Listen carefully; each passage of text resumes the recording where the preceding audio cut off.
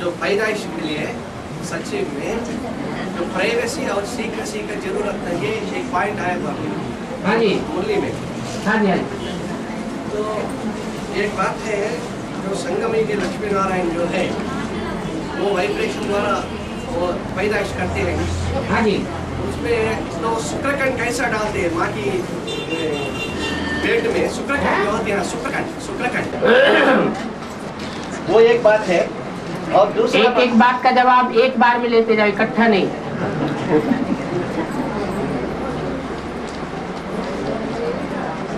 एक होती है स्थूल चीज और एक होती है सूक्ष्म चीज। वाचा स्थूल है या सूक्ष्म है? स्थूल है। स्थूल है। और वाइब्रेशन सूक्ष्म है। वाइब्रेशन का अणु अणु नहीं बनाया जा सकता। क्या अणु माना स्थूल चीज क्या? हाँ, स्थूल चीज नहीं है ना, उसका अणु नहीं होता, लेकिन फिर भी शक्तिशाली होता है। इसी तरह से जैसे पपीते का वृक्ष है, पौधा है, वो मीलों दूर से नर और मादा अपना वाइब्रेशन खींच लेते हैं। स्थूल रूप में कोई शुक्राणु नहीं होता। और पपीते का फल पेट के लिए बहुत मुफीद होता है। मतलब मुफीद माना सुखदाई, पेट को शुद्ध करने वाला होता है। कोई प्रकार का प्रदूषण पैदा नहीं होगा। ऐसे ही ये जो वाइब्रेशन का शुक्राणु है, ये नई सृष्टि के लिए चढ़ती कला है, गिरती कला में नहीं ले जाएगा। और सत्युग के आदि से ही राधा और कृष्ण जैसे बच्चे एक दूसरे को दृष्टि से देखेंगे।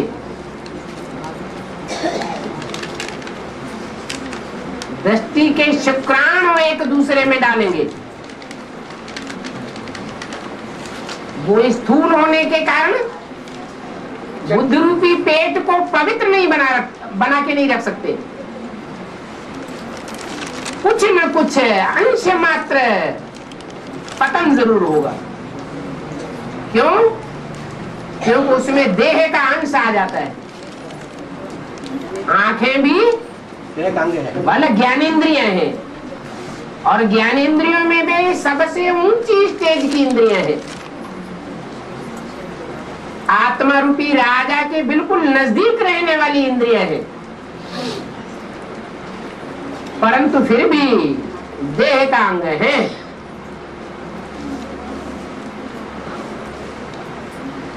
दृष्टि से सृष्टि भी सुधरती है, परंतु मनुष्य की दृष्टि से सृष्टि नहीं सुधर सकती।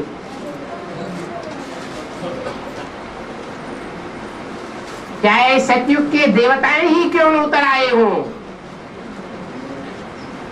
वो भी दृष्टि से सृष्टि को नहीं सुधार सकते। एक बाप ही है जो साकार रथ में प्रवेश करके साकार ज्ञान इंद्रियों के द्वारा अथवा कर्मेंद्रियों के द्वारा भी सात्विकता के ही वाइब्रेशन फेंकता है। सात्विक संग का रंग ही लगाता है, कुसंग नहीं लग सकता, तामसी नहीं बना सकता। उसके इस काम के कारण ही उसका नाम क्या पड़ा है? अमोघ वीर। है? अमोघ वीर जी।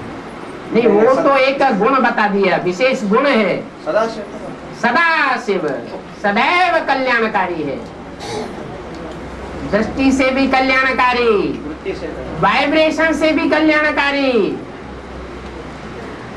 इंद्रियों से भी कल्याणकारी, वाचा से भी कल्याणकारी।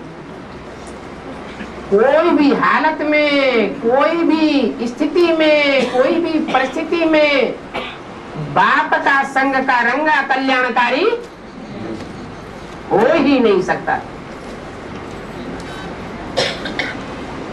इसलिए उसका नाम काम के आधार पर शिव है, और कोई आत्मा को शिव नहीं कहा जा सकता।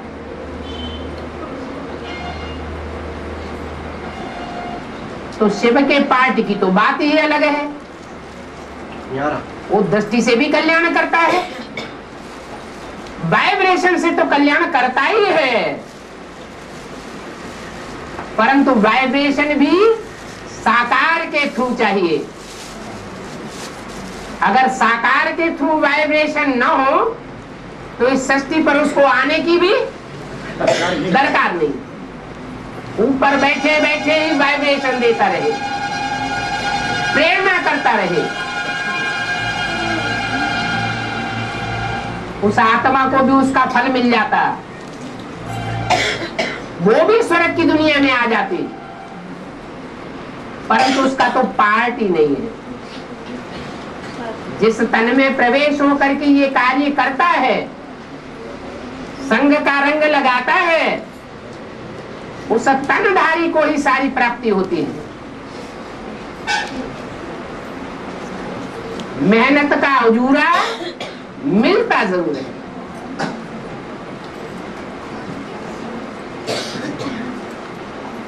तो मानवीय आत्माओं की कर्मेंद्रियों में, ज्ञानेंद्रियों में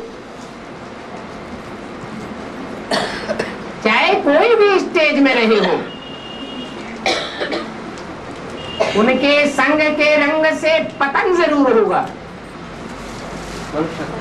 सतयुग में भी पतन होता है या नहीं होता है? होता है, हैं? होता है बात। होता है, नहीं तो कलाएं कम कैसे होती है? ज्यों ज्यों अनेक आत्माओं के संग का रंग लगता है, या एक दो आत्माओं के भी संग का रंग लगता है, तो कुछ न कुछ व्यक्ति नीचे उतरती है। एक संगम युग ही है जिसमें परमपिता परमात्मा मुकर्रर रथ में प्रवेश करके दृष्टि से सारी सृष्टि का उद्धार करता है, और उसी तन के वाइब्रेशन के द्वारा जो जो आत्मा है उस वाइब्रेशन को निमित्त लेने लायक बनती है, मना अच्छा पुरुषार्थी बनती है। जैसे कि 12 शिवलिंग गाए हुए हैं, जरूर बाप के सच्चे बच्चे होंगे। माना जो सूर्यवंशी जो 12 ग्रुप वो है बाप। अगर सच्चे बच्चे न हो, कथनी करनी में उनके अंतर हो, तो 12 ज्योतिर्लिंगम में नहीं गिने जाएंगे। ज्योति कहा ही जाता है ज्ञान की ज्योति।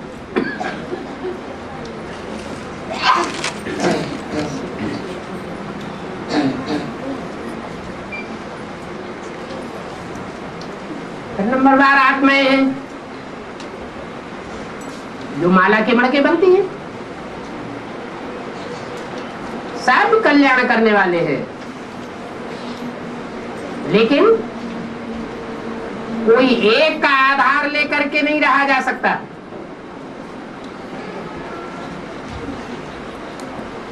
नहीं तो मुकर्रर रथ का कोई गायन ही न हो।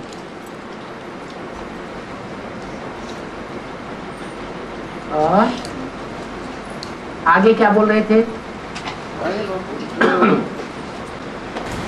प्राइवेसी सीक्रेट्स की बात है, जो दृष्टि द्वारा प्राइवेसी वहां की जाती है जहां कुछ चोरी की जाती है।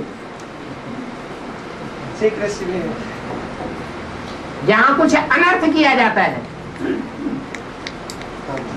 अकल्याण स्पष्ट दिखाई पड़ता है, कमजोरी दिखाई पड़ती है,